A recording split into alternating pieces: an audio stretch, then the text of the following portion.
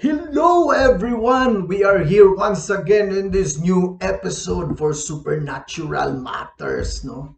To strengthen our faith and to spread it, no? So that we might come to the knowledge of truth, because if we fail to come to the knowledge of truth, for sure, we embrace not the truth anymore, but lies, no? And we all know that lies are from the devil, no? That's why we need to crush, pulverize deceitful teachings, no? Destroy errors in the religious teachings, because all errors, lies, called heresies, are from the devil. No, don't tell me you are in love with the devil. Of course not. No, let's pause for a while and pray for the defeat of the devil. All right, let's read John 8:44.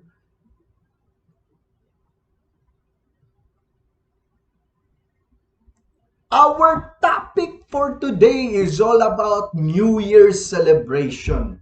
How a Catholic soul responds to this secular, pagan-rooted event in the calendar. No? Actually, it all boils down to the purity of our intention in celebrating the New Year's Eve. No? But have you wondered, so many anti-Catholic people out there, those aggressive Bible preachers, no? Attacking Catholic Church and the Catholics who celebrate Christmas, because December 25 is nowhere in the Bible, and they falsely accuse it as a pagan festival. But the so-called New Year, they are silent, yet celebrating it vigorously. Did you see the hypocrisy? No? So the Bible is clear regarding hypocrisy. Let's read Matthew 7:5.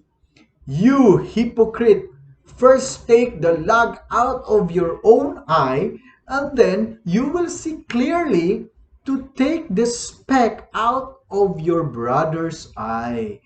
So talking about New Year celebration way back 4,000 years ago, BC, no? Before Christ, the Babylonians celebrate New Year called Akitu, which is a form of a ritualistic step in integration with their main deity, Marduk, no? Marduk, like the black metal band Marduk, no?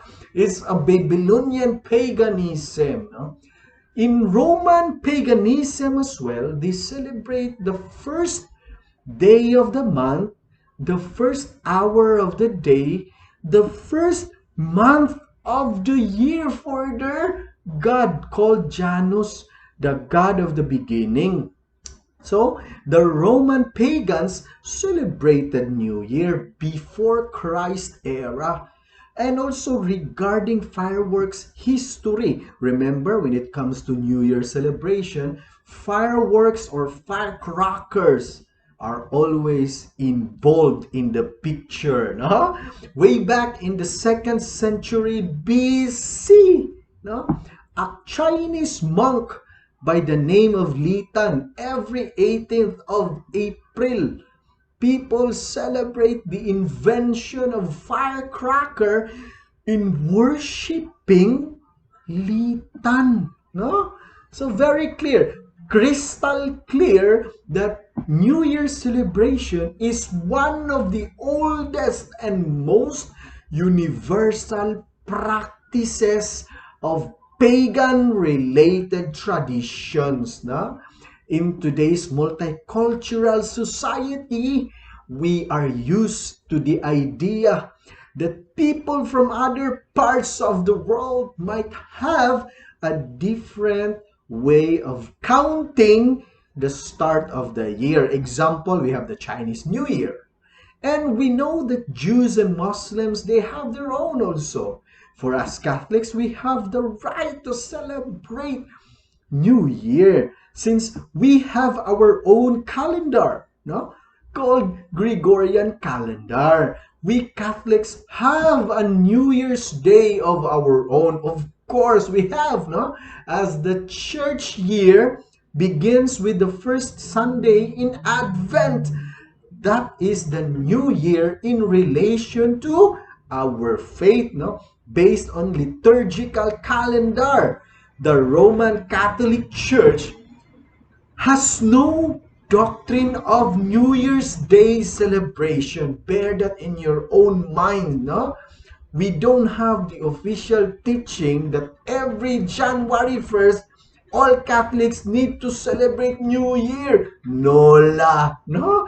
The 1st of January is actually a special day of Catholics for the faith-related celebration, of course, no?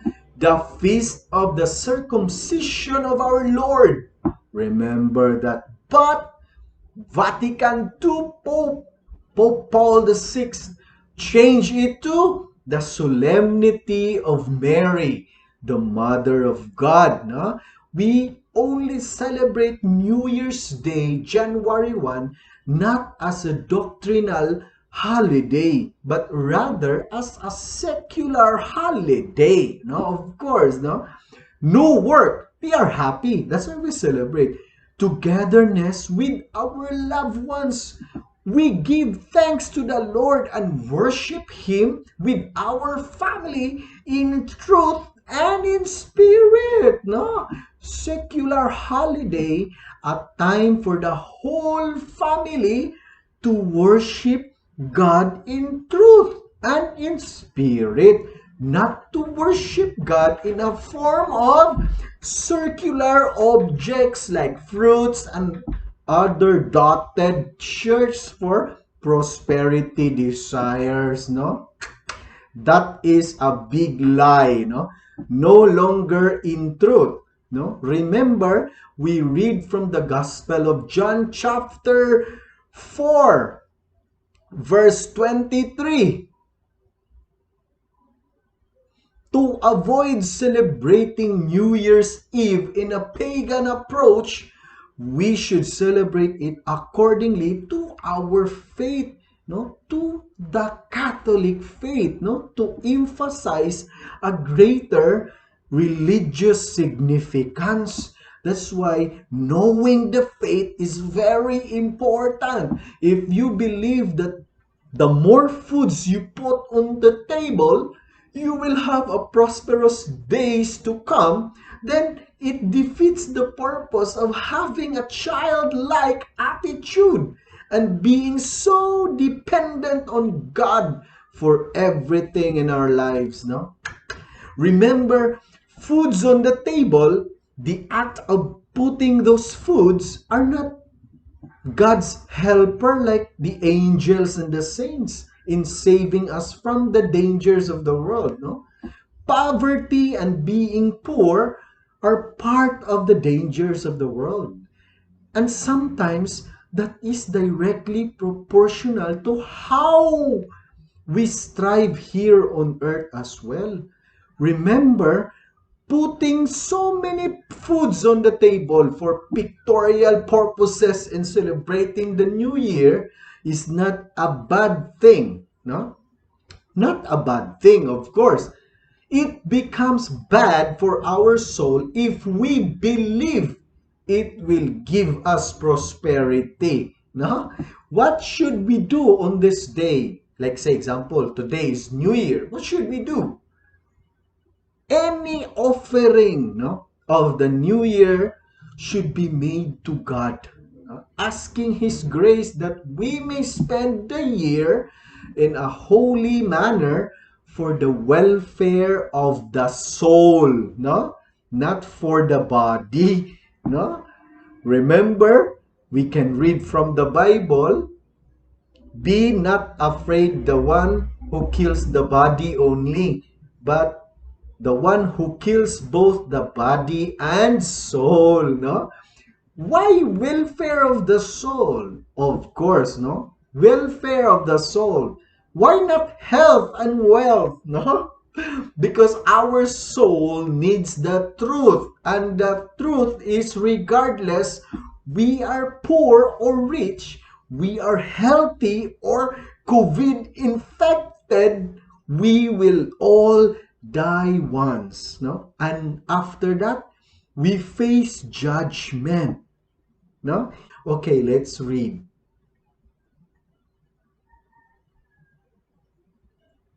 Of course lah, no? We wish each other a happy new year. No, of course, of course. Because to do so is an act of love, the love of neighbor, no? Remember that. But this wish should come from the heart, mind, and soul, no? Not merely from worldly politeness, no? Otherwise, we would be like the heathens. You know what is heathen? Matthew 5:47, and receive no other reward than the praise of humans and earthly praises only, no? So we can read Matthew 5:47. Move.